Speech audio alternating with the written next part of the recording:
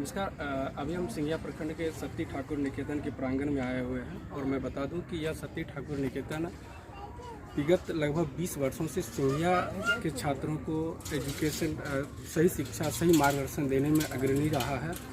और विगत कई वर्षों में यहाँ का जो 10वीं या फिर 12वीं का परिणाम है वह पूरे प्रखंड का है या फिर समस्तीपुर में बड़ी सराहनीय रहती है। और मैं बता दूं आपको कि पिछले साल लॉकडाउन की स्थिति रही, कोरोना महामारी कारण से सभी छात्रों का पूर्ण रूप से शिक्षण व्यवस्था बाधित रहा। ऐसी स्थिति में यहाँ के छात्रों के द्वारा जो भी परिणाम आया है वह सराहनीय है। मैं आपको दिखा दूं कि यहाँ हमारे पास बहुत सारे छात्र मौजूद हैं और मैं व्यक्तिगत सभी छात्रों से मिलना चाहूँ और मैं आपको बता दूँ कि यह छात्र कैसे अपनी पढ़ाई इस कोरोना महामारी में किए हैं और यहाँ के शिक्षकों के द्वारा किस तरह से सही मार्गदर्शन, सही शिक्षा दिया गया है, वो सारी चीज़ हम जानकारी देते हैं। अब बताइए तो कितना नंबर आपको आया था? कैसे पढ़ाई की है आप? क्योंकि कोरोना के कारण से तो पूरा शिक्षण व्यवस्था पूर्ण रूप से बाधित हो गई थी। ऐसी स्थिति में 400+ नंबर लाना ये तो बहुत ही सराहनीय कार्य है। फिर कैसे प्लानिंग किया था आपने? स्कूल तो बंद था, घर पे ही पढ़ाई करते थे। और शिक्षकों के द्वारा क्या योगदान रहता था? किसी बच्चे के बनने में शिक्षक का तो योगदान रहता ही है। हमारे में भी बनने हमारे नाना जी मामा जी का बहुत बड़ा योगदान है। पूरे बिहार में लड़कियां अपनी सफलता का परचम हमेशा से लहराती रही है और सिंघिया की धरती से एक ऐसी छात्रा है जो 400+ नंबर लाई है। मैं उनसे जानता हूं कि किस तरह से पढ़ाई की थी। क्या नाम है आपका? कैसे पढ़ाई किया और आप 400+ नंबर ले आए?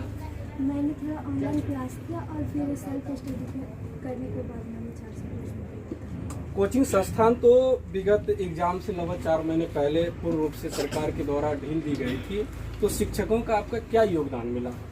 शिक्षकों का मेरे पढ़ाई में बहुत ज़्यादा योगदान रहा। उन्होंने मुझे पढ़ने में बहुत ज़्यादा जागरूक किया और उन्होंने मुझे अपने आप पर आत्मनिर्भर बनाने में मदद की। मैं आपको संक्षिप्त जानकारी दे दूं कि यहाँ के जो शिक्षक हैं वो छात्रों को आत्मनिर्भर बनाने ही नहीं, समाज की सेवा, देश की सेवा, साथ ही साथ विकट परिस्थिति में हम अपना योगदान किस प्रकार से दें, हम अपनी मानसिक शक्ति को कैसे उपयोग करें, ये सारी चीजें यहाँ के शिक्षकों के द्वारा बताया जाता है। हम जानते हैं यहाँ के शिक्षक से कि कैसे अपनी पूरी शिक्षण काल में किस तरह से छात्रों को मार्गदर्शित करते रहे। सर, आप कैसे बच्चों को पढ़ाते हैं कि इतने कम समय में आपने सही शिक्षा दिया और इतने नंबर ले आए? देखिए, सबसे बड़ी चीज़ है कि मैंने जीवन में एक सीखा। हमारे एक शिक्षक ने कहा था कि वास्तव में शिक्षक जो है मार्गदर्शक है, उसका काम पढ़ाना नहीं, रास्ता दिखलाना है, बच्चों के अंतर्गत जागृति पैदा कर देना कि वह स्वाध्याय करे और उसमें जहाँ कहीं उसे कठिनाई हो वह उसे बताए, वहाँ मार्गदर्शन करे। यही सबसे अच्छे शिक्षक का काम है। और मैंने यह मार्गदर्शन किया, छात्रों के अंतर्गत जागृति लाया, जहाँ कहीं उन्हें कठिनाई हुई उस गुत्थी को हम लोगों ने खोलने का काम किया। सर, जो छात्र सही मार्क्स नहीं ले पाए, उनका परिणाम सही नहीं आया, वैसे छात्रों के लिए आपकी तरफ से क्या वरदान दिया जा सकता है? देखिए, सबसे बड़ी चीज़ यह है कि आज की जो शिक्षण व्यवस्था है उस शिक्षण व्यवस्था में एक बहुत बड़ी खाई है। हमारे सरकारी स्कूल के छात्र लोग जो आते हैं उनमें हमने यह देखा है आज तक कि 80% से ऊपर ऐसे छात्र हैं जिनका कोई स्तर नहीं है। ऐसी स्थिति में मकान में का अगर नींव नहीं है तो छत ढाला नहीं जा सकता, दीवार बन नहीं सकता, छत ढाला नहीं जा सकता, उसके ढालने में कठिनाई होती है और समय की अधिक आवश्यकता होती है।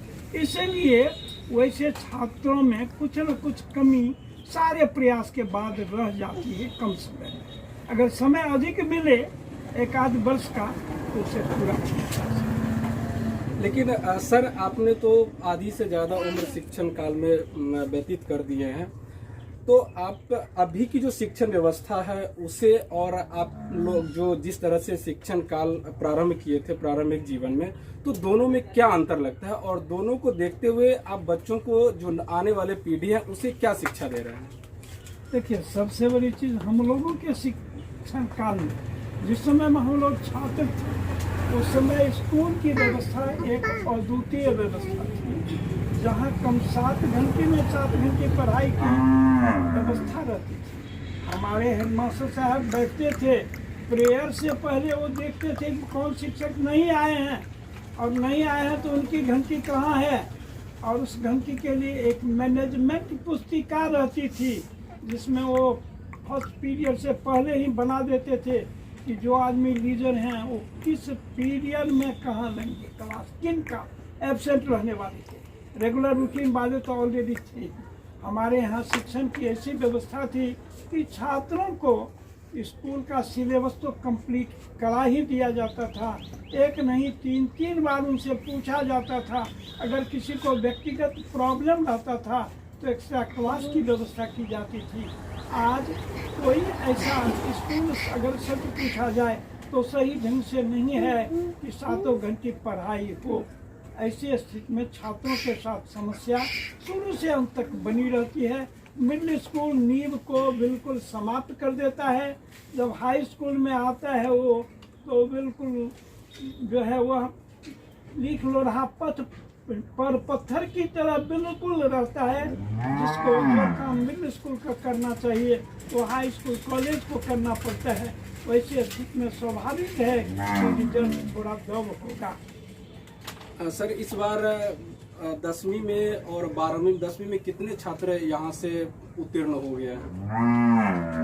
मेरे यहाँ 10वां में कोई अधिक छात्र नहीं थे।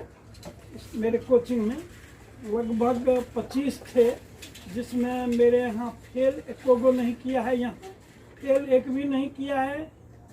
उस 25 में 9 गो 400 से ऊपर नंबर लाया है।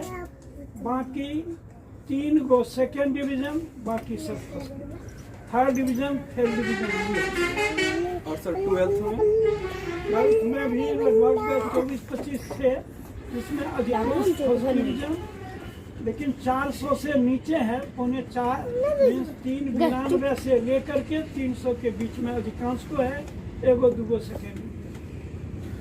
जैसा कि आपने देखा कि इस बार उत्तीर्ण होने का जो प्रतिशत है यहाँ के छात्रों में सबसे ज़्यादा है।